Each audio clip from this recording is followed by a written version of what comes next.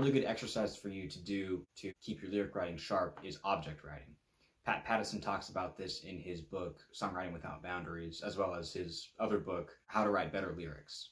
What object writing is you get a prompt and then you write for a specified amount of time, typically 5 minutes, 10 minutes, or 90 seconds. And you make sure that you stop right when the timer goes off. If you're in the middle of a word, in the middle of writing a letter, you just stop, because what that does, by interrupting your inner writer, that writer is just awake now for the rest of the day. You've disturbed him. He'll just walk with you through the rest of your day, and you'll get to experience the world together, and you'll see things through the lens of a lyric writer. And it's like having a lyric writer on autopilot in the background, because you're not necessarily searching for metaphors or anything. When you're out in the real world, you just have something in the back of your brain that is like running a program to look for things to write about. This was the first lyric writing exercise that I did, and it was really helpful just to get me in touch with my senses, so I had a wider palette to draw from when trying to communicate sense-based imagery. I'll briefly outline the challenge that he lays out in his book. Every day you get 3 prompts. One of them you'll write for 5 minutes, the next one you'll write for 10 minutes, and then the third one you'll write for 90 seconds. This gives you kind of a 5-minute warm-up, a 10-minute deep writing session, and then a 90 seconds just to finish it off while you're in the deep, see what you can bang out. What's nice about this is that it's a low time commitment, and you really start to see results after just a couple days. So you have 5 days of what writing, 3 days of who writing, 3 days of when writing, and 3 days of where writing. You're going to focus on the who, what, when, or where of whatever your prompt is. The what is really good at getting you just thinking about your senses. That's what you start off with. And it's important that you constantly remind yourself of your senses, so that way you can keep them at the forefront of your mind and think, okay, what does this look like? What does it sound like? What does it feel like? What does it taste, smell? How does it make me feel, like your organic sense? And what about the motion of it? Something that I do that will help me keep the senses at the forefront of my mind is I'll write them down on the side. So as you can see, I wrote down all the 7 senses on the side right there. I can just look to the side and think, okay, I haven't used this sense yet, let's go with that. What does it smell like? And then I just keep writing. You're not necessarily limited to what the prompt is. I've noticed that in my writing, I tend to stick with the prompt fairly closely and kind of set up a scene, and then that scene is what informs my writing. There is also free association you can do, so you can think, all right, balloon reminds me of popping. The popping reminds me of a gunshot. The gunshot reminds me of going to the shooting range. The shooting range reminds me of a Target. I'm thinking of Target the store, like just things like that. You can either set up a scene and go based on that strictly with the prompt, or you can just go free association off into the middle of nowhere. Writing like this gives you the freedom to just explore an idea that's off topic from the rest of your art. So you can just write about anything. A lot of this that I've written has been just like memory. So for example, one of the prompts was dentist. So I was just writing about when I underwent a dental surgery.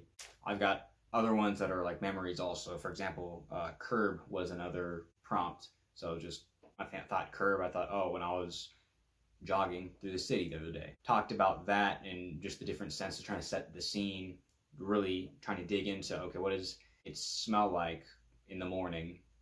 Because that's really what you're trying to do, is just paint a picture using words. You don't want to tell the listener what's going on, or the reader in this case. Show them. So for example, in this curb one here, I didn't say, oh, the intersection was busy in the morning. I could have said that, but I don't think that's as interesting. So what I written was, the gasoline fumes grew stronger as I near the intersection where cars purr waiting to pounce. You can start to smell what it smelled like when I was over there. It's just really all about relating things to other things. Which, I mean, that's how language works, I guess, especially artistic expression.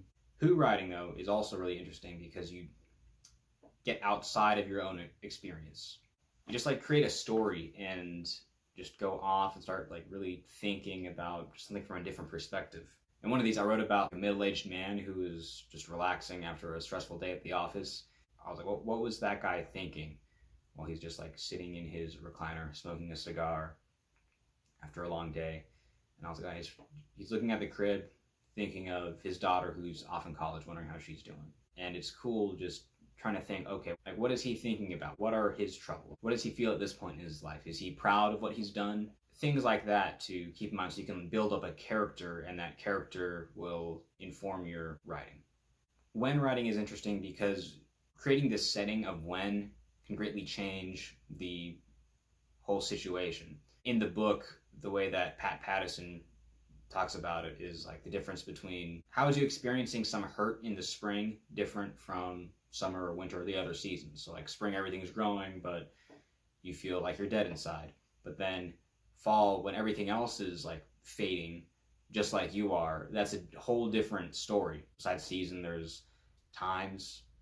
It doesn't have to be just like time of day. It could be closing time on a Friday night. It could be like a graduation party. It can be a birthday party right before a concert. Just there's a lot of different options there. And then of course there's also where writing, where you're talking about a specific location. What I like about where writing is some of the situations can get really specific. So it could be like the park bench at your local park. It could be your grandparents' farm, especially with where there's a lot of sensory experiences you can describe. That is the object writing challenge that Pattison lays out.